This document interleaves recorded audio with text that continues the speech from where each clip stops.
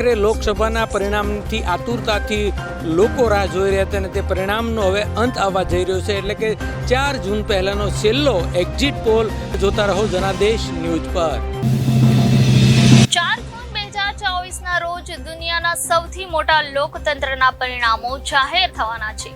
તે પહેલા જનાદેશ લાવ્યા છે તમારી માટે સચોટ એક્ઝિટ પોલ. તમામ ગુજરાતની 26 સીટો પર કરીશું આપણે ચર્ચા. ભારતમાં કુલ 543 સીટો છે, જેમાં બહુમતી માટે જોઈએ છે 272. જેમાં કઈ પાર્ટી બાજી મારશે, કોણ આવશે સત્તામાં, સમગ્રની વાતો કરશું આપણે ચર્ચામાં. જનાદેશના એક્ઝિટ પોલના સર્વે થોડાક સમયમાં જ તમારી સામે આવશે. તે પહેલા દેશના તમામ સર્વેની વાત કરીએ તો પોલ ઓફ પોલ્સની. પોલ્સ ઓફ પોલ્સની વાત કરીએ તો એબીપી સી વોટરની વાત કરીએ તો ભાજપને 25 થી 26 અને કોંગ્રેસને 0 થી 1 અને અન્યને 0.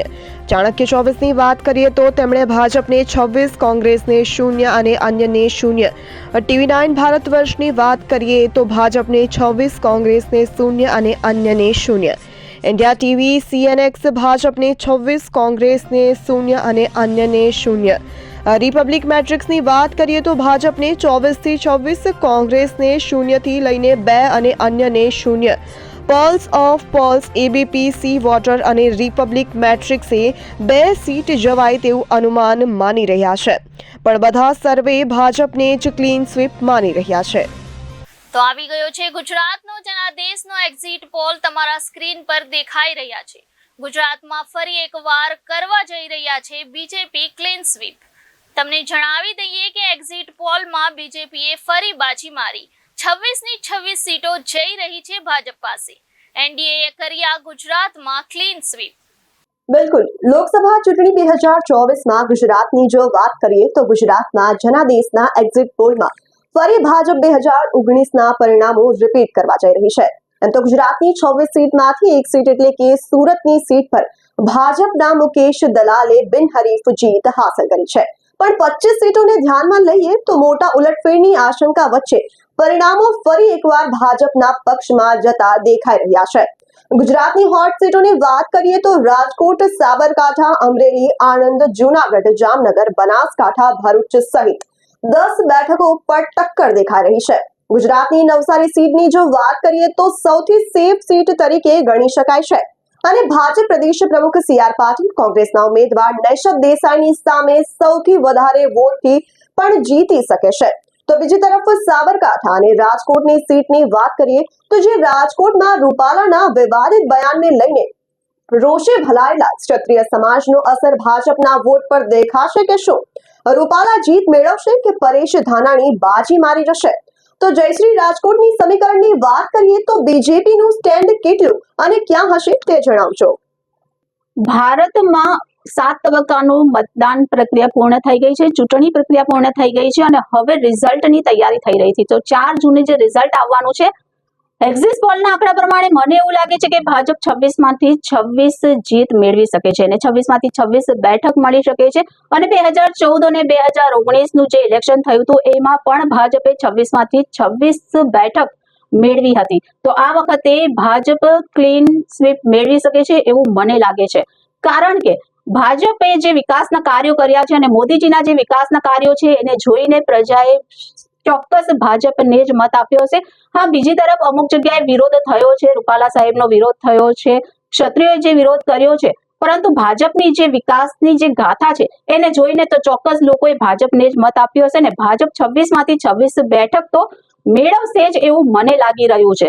અને આમ જોવા જઈએ તો જો 266 ટોટલ ઉમેદવારોએ ચૂંટણી લડ્યા હતા, એમાં આમ આદમી પાર્ટી અને કોંગ્રેસનું જે ગઠબંધન થયું એમાં આમ આદમી પાર્ટીના 2 ઉમેદવાર હતા જે ભરૂચ લોકસભા તરફથી અને ભાવનગર લોકસભા તરફથી ચૂંટણી લડ્યા હતા અને કોંગ્રેસમાંથી 24 ઉમેદવારોને ઉભા કર્યા હતા. તેમાંથી પણ સુરતની જો વાત કરીએ તો મુકેશ દલાલ બિનહરીફ જાહેર થયા હતા અને નિલેશ કુંભાણી જે કોંગ્રેસના ઉમેદવાર હતા તેમણે પોતાનું ફોર્મ ભરી શક્યા ન હતા. એન્ડ મોમેન્ટ પર એમનું ફોર્મ રદ થયું હતું.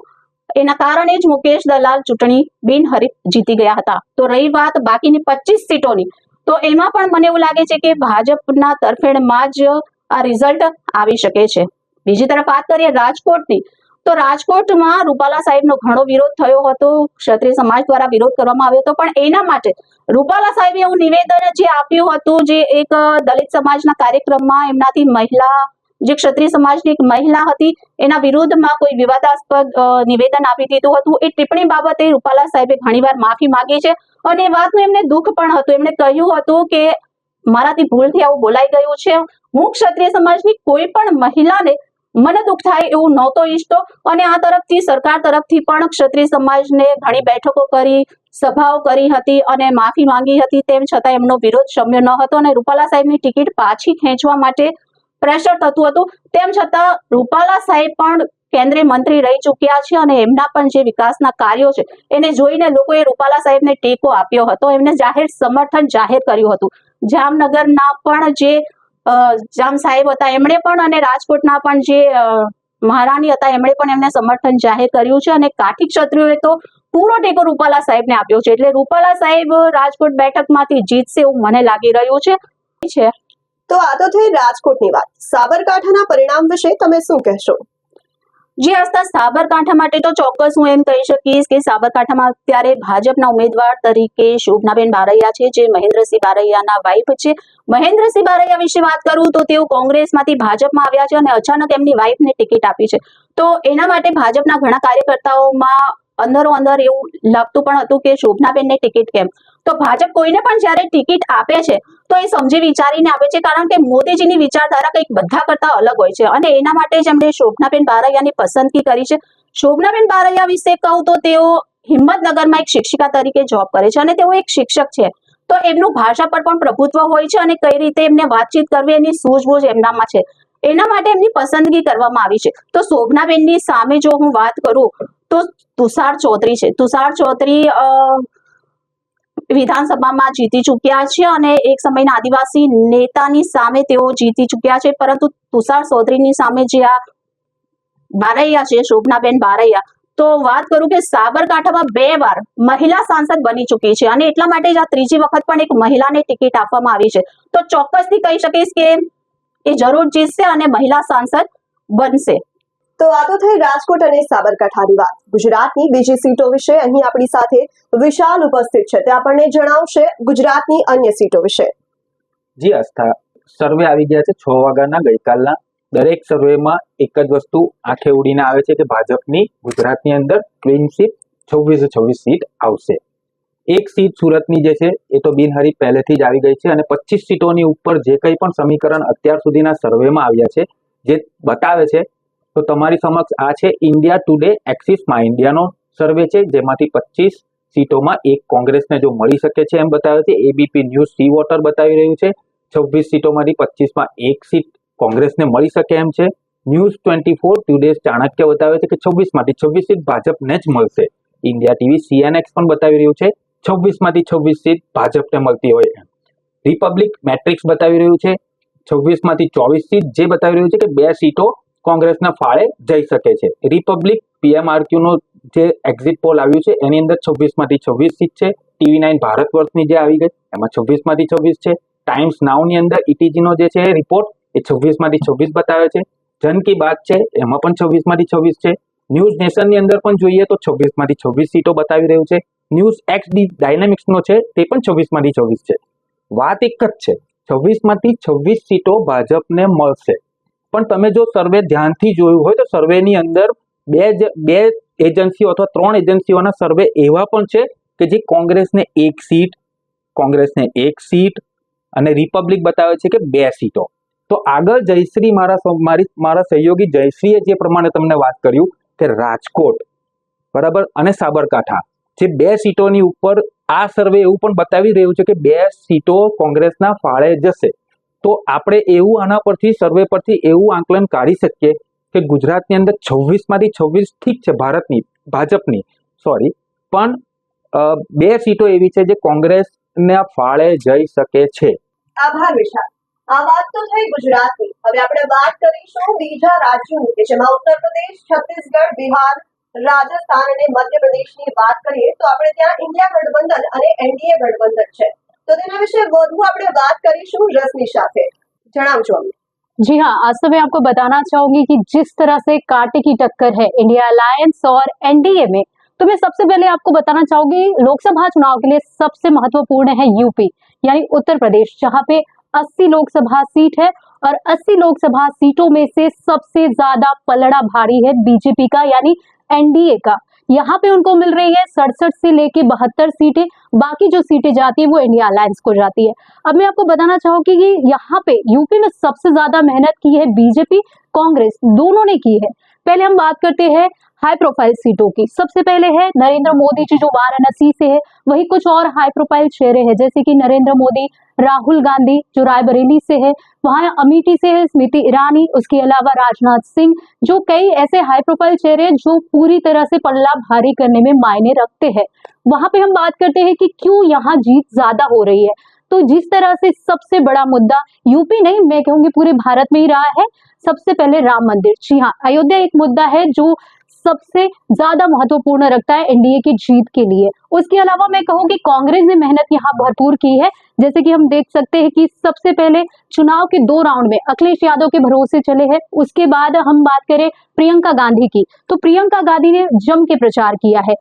बिल्कुल, ये तो बिल्कुल सही बात है, पर यूपी में लोकसभा चुनाव 2024 में किसको कितनी सीटें जाती हैं इसके बारे में हमें बताइएगा। जी हाँ, एनडीए को 68 से 71 सीटें हम गिन सकते हैं। वहीं पे जो बचती है हमारी इंडिया अलायंस, उसकी जो सीट से है 9 से 12 तक सीटें हम उनको ले सकते हैं। अन्य पार्टियों की मैं यहाँ बात करना चाहूंगी। अन्य पार्टियों में बचा है बसपा और सपा। तो लास्ट 2019 का हम देखें तो बसपा को वोट मिल गए थे और इस बार बहुत मुश्किल लग रहा है। वजह यह है कि लास्ट ईयर उनकी जीत की वजह यह थी कि वहां सपा का सपोर्ट था, दोनों का गठबंधन था, और इस बार बसपा अपने दम पे है। तो यहाँ पे सपा को वोट मिल सकते हैं क्योंकि यहाँ पे अखिलेश यादव, उसके अलावा डिम्पल जो उनकी वाइफ है वो भी यहाँ चुनाव प्रचार उन्होंने जोरदार किया। अखिलेश यादव के साथ उनकी बेटी भी प्रचार के लिए यहाँ उतरी, आपको दिखी थी, हमें भी दिखी है। और इस तरह से अगर बसपा को देखे तो यहाँ मैं कुछ भी नहीं कहना चाहूंगी बसपा को लेकर। अब आप हमें बताइएगा राजस्थान के बारे में, क्योंकि राजस्थान में जिस प्रकार से अभी माहौल चल रहा है, वसुंधरा राजे नाराज दिख रही है। इस नाराजगी का क्या असर चुनावी परिणाम पे दिख सकता है हमें? जी हाँ, बिल्कुल आस्था, हम देख सकते हैं कि राजस्थान में ज्यादातर लोगों पे असर पड़ा है, जहाँ पे एक्सपीरियंस नेता, जैसे आपने कहा कि वसुंधरा राजे जी थोड़ी नाराज है, सपोर्ट तो कर रही है बीजेपी का, पर खास बात ये रही कि वो बीजेपी के लिए चुनाव प्रचार में नहीं उतरी है और ये एक उनके समर्थक नाराज है। और दूसरी वजह हम देखेंगे क्षत्रिय समाज में भी रही है, जो रूपाला को लेकर, रूपाला को जो बयान आया था रूपाला का, उसमें जो क्षत्रिय समाज की नाराजगी गुजरात में देखी गई थी, उसी का असर राजस्थान में भी नजर आया। तो इस प्रकार से एक निर्विरोध जो हम कह सकते हैं रविंद्र भाटी जी के बारे में, तो रविंद्र भाटी जो है उनके सपोर्ट बहुत ज्यादा है लोगों का उन्हें, तो एनडीए पे ये असर कर सकता है। तो हम कह सकते हैं कि 25 लोकसभा सीट जो राजस्थान में है उसमें से 19 सीटें जाती है एनडीए को और बची जो 6 सीटें हैं वो इंडिया अलायंस को गिन सकते हैं। पर यहाँ पे बाड़मेर लोकसभा सीट से रविंद्र भाटी जो है वो भारी पड़ सकते हैं। एमपी के बारे में बताइएगा कि किसको कितनी सीटें जाएंगी। जी हाँ, एमपी का जो एक सीधा सा गणित है ना, मैं वो आपको बताना चाहूंगी। यहाँ पे सबसे भारी एनडीए ही रहेगा, जहां 29 सीटें हैं। एग्जैक्ट पोल में एक सीट इधर उधर गिनी जा सकती है, 28 सीटें एनडीए को जाएगी, एक किसी अन्य को जाएगी, पर यहाँ पे ज्यादातर एग्जैक्ट पोल जो है 29 सीटें भारतीय जनता पार्टी यानी बीजेपी को जा रही है, क्योंकि इनके जो स्टार प्रचारक है उन्होंने बहुत ही ज्यादा उम्दा तरीके से चुनाव प्रचार किया है। और छत्तीसगढ़ की बात करें तो छत्तीसगढ़ में क्या इस बार बीजेपी की सरकार बनेगी या कांग्रेस की? जी हाँ, छत्तीसगढ़ में लोकसभा की 11 सीटें हैं, यहाँ भी बीजेपी यानी एनडीए का ही पल्ला भारी है, जहां 9 से 11 सीटें जो है भारतीय जनता पार्टी को जाती हुई दिख रही है। वजह कई सारी है, यहाँ पे जिस तरह की व्यवस्था, छत्तीसगढ़ जो हम नक्सलियों के लिए कहा जाता है, वहां पे ये जो नक्सलियों की जो दबाव था बहुत ज्यादा था लोगों पर, और कई सारे ऐसे एक्शन हुए, कई सारे ऐसे ऑपरेशन सरकार ने चलाए जिसकी वजह से नक्सली को धरपकड़ की गई है, उनके ऊपर काबू पाया गया है। तो जायज सी बात है कि प्रेजेंट जो सरकार है उन्होंने ये लाया है, तो इस वजह से बीजेपी को यहाँ 9 से 11 सीटें आराम से जाती हुई दिख रही है और छत्तीसगढ़ में बीजेपी का राज नजर आएगा आपको। एमपी और छत्तीसगढ़ के बाद कि बिहार में क्या जो पिछले साल 1 साल के अंदर सरकार बदली है और गठबंधन हुआ है, तो क्या इस बार बीजेपी वहां जीत हासिल कर पाएगी? जी हाँ, बिहार में भी सेम हालत है। हम अगर कह सके तो जैसे मैंने आपको बताया कि यूपी, बिहार, एमपी, छत्तीसगढ़, एक राजस्थान का हम डाउट ले सकते हैं, बाकी सभी में एनडीए यानी बीजेपी की जीत है। स्टार प्रचारक नरेंद्र मोदी जी की तरफ हम देखें तो उस वजह से जीत का एक हिस्सा जो है वो ज्यादा बढ़ जाता है। अब यहाँ पे हम आपको बिहार में बताएंगे कि 40 सीटें हैं, जिसमें से 33 सीटें जो है जाती है एनडीए के हिस्से में, बची जो अन्य सीटें हैं वो जाती है इंडिया अलायंस को। तो इस तरह से मैं कहना चाहूंगी कि आप यूपी ले लो, बिहार ले लो, छत्तीसगढ़ ले लो, ये सारी ही जगह एनडीए का पलड़ा भारी है। और वो एग्जैक्ट पोल भले ही अलग अलग हो, पर सभी बताते हैं कि राजस्थान में थोड़ा सा एक डाउट है, अन्य में एनडीए की सरकार आएगी। जी आभार रश्मि। આપણે વાત કરી ઉત્તર પ્રદેશ, બિહાર, છત્તીસગઢ અને મધ્યપ્રદેશની। હવે આપણે વાત કરીશું મહારાષ્ટ્રની। મહારાષ્ટ્ર કે જ્યાં ગયા એક વર્ષે ત્યાં સીએમ બદલાયા છે, ત્યાં ગઠબંધન પણ બદલાયું છે। તો આ વિશે આપણે વધુ વાત કરીશું અને માહિતી જાણીશું દીપક પાસેથી। જે અમને જણાવજો કે મહારાષ્ટ્રમાં શું પરિસ્થિતિ છે અને કઈ સરકાર બનશે આ વખતે મહારાષ્ટ્રમાં। महाराष्ट्र में टोटल 48 सीट है और पिछली बार चुनाव हुआ था, शिवसेना और बीजेपी ने साथ में चुनाव लड़ा था 2019 का, लेकिन इस बार पिक्चर कुछ अलग है। जो पहले जो दोस्त थे अभी वो दुश्मन हो चुके हैं। पिछली बार जो चुनाव हुआ था उसमें बीजेपी को 23 सीट मिली थी, शिवसेना को 18 सीट मिली थी, लेकिन इस बार सब अलग अलग दोनों पार्टियां है। ये एकनाथ शिंदे की शिवसेना अलग है, उद्धव ठाकरे की शिवसेना अलग है। और इस बार खास बात यह तो है कि जो महाराष्ट्र के दिग्गज नेता कहे जाने वाले शरद पवार, इनके भतीजे हैं, वो भी अभी अलग होकर बीजेपी के साथ मिल चुके हैं। और जो दिग्गज नेता है अपने उद्धव ठाकरे, उनको कहीं ना कहीं लोगों का भावनिक जुड़ाव उनके प्रति लोगों में दिखाई दे रहा है। और पिछले चुनाव के जो स्थिति थी, इस बार एनडीए की वो उतनी बेहतर नजर नहीं आ रही है। उनको एनडीए को 8 से 10 सीटों का घाटा होता दिखाई दे रहा है।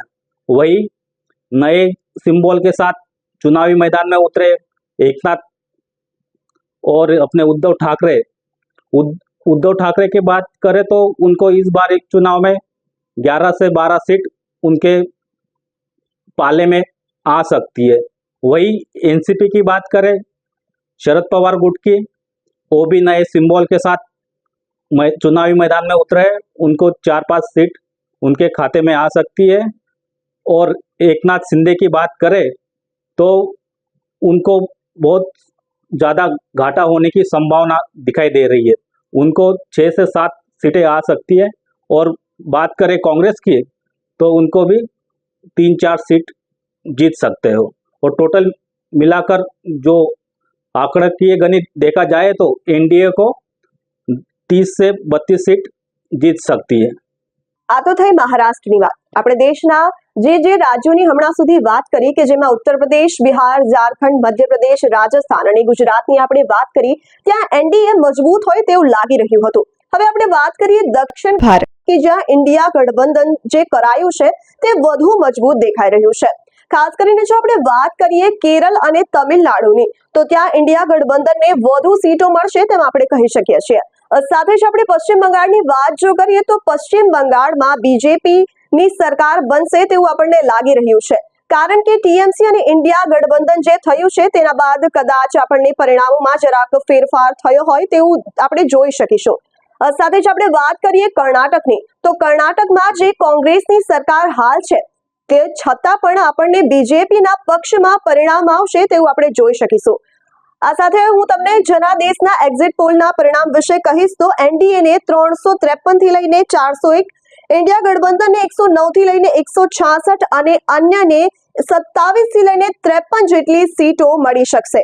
આ તો હતા જનાદેશના એક્ઝિટ પોલ। આ સાથે જ અમારા reporter Arvind Rathod zero ground report સાથે લોક તમારા સુધી પહોંચાડશે।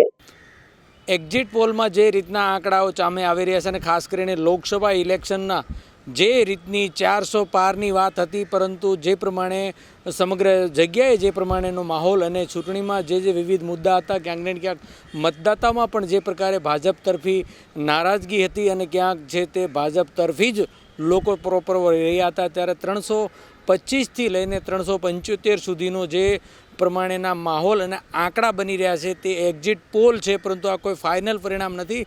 એટલે એક્ઝિટ પોલમાં હાલ ભાજપને છે તે સત્તા એટલે બહુમતી મળતી નજરે સ્પષ્ટ દેખાઈ રહી છે, પરંતુ ક્યાંક ને ક્યાંક જોવા જાય. અને બીજી તરફ વાત કરીએ ગુજરાતની, તો ગુજરાતની ભરૂચ હોય, બનાસકાંઠા ગેનીબેન ઠાકોરવાળી સીટ હોય કે પછી પંચમહાલ હોય, ખેડા હોય કે બારડોલીમાં, એટલે જે પરિસ્થિતિને જે પ્રમાણેના સમીકરણોને જે રીતની ઇન્ડિયા ગઠબંધન અને ભાજપની સામેની જે લડાઈ હતી લોકસભાના ઇલેક્શનમાં, એટલે તેમાં ગુજરાતમાં જે પ્રમાણે સુરતની તો એક પહેલેથી જ ઓલરેડી ભાજપના ખાતામાં મુકેશ દલાલની સીટ પડી ચૂકી હતી, નિલેશ કુંભાણીએ પહમ પરત ખેંચ્યું હતું કોંગ્રેસના, અને આ રીતનો માહોલ છે. ત્યારે ગુજરાતમાં 26માંથી જો વાત કરીએ તો 25 સીટ છે, તેના ઉપર સૌ કોઈની નજર છે. પરંતુ તેમાં મેં કહ્યું એમ કે બનાસકાંઠા ગેનીબેન ઠાકોર હોય, ભરૂચની સીટ હોય કે ખેડા હોય કે પંચમહાલ જેવી આ સીટો ઉપર છે ક્યાંક ને ક્યાંક જે ભાજપને છે તે નુકસાન થવાની ભીતિ છે.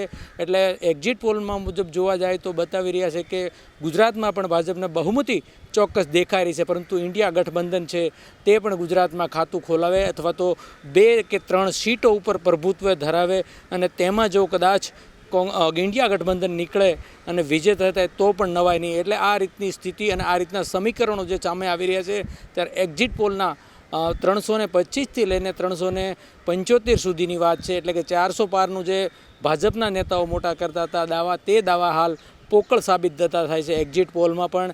અને બીજી તરફ 543 સીટમાંથી જે રીતે 400 પારની વાત હતી, એટલે તે ક્યાંય અત્યારે દેખાતી નથી. અને ખાસ કરીને ઓલ ઓવર કુલ મળીને જોવા જાય તો ક્યાંક ને ક્યાંક જે ભાજપના મતો છે, ભાજપના જે અગાઉના મતો હતા, તેમાં ક્યાંક ને ક્યાંક જે ચોક્કસ પરિણામ, એટલે કે ક્યાંક ને ક્યાંક જે મોંઘવારી જેવા મુદ્દા હોય, બેરોજગારી જેવા મુદ્દા હોય, અનેક એવા મુદ્દા છે, અનેક એવી સમસ્યાઓ છે, તે ભાજપને હાલ પૂરતું નુકસાન છે. પરંતુ અત્યારે જે માહોલ છે અને અત્યારે કેસરિયા રંગે રંગાતું અને ખાસ કરીને ભાજપ તરફી બહુમતી સ્પષ્ટ રીતે દેખાઈ રહી છે. ત્યારે હવે સૌ કોઈની નજર છે, પરંતુ ચોક્કસ જે પરિણામના આંકડા છે તો જે 4 તારીખે આવશે અને પરિણામ શું કહે છે અને મતદાતાને આખરે કોના ઉપર મોહર મારી છે તે ફાઇનલી હવે એક્ઝિટ પોલ બાદ 4 તારીખના પરિણામમાં ખ્યાલ આવશે.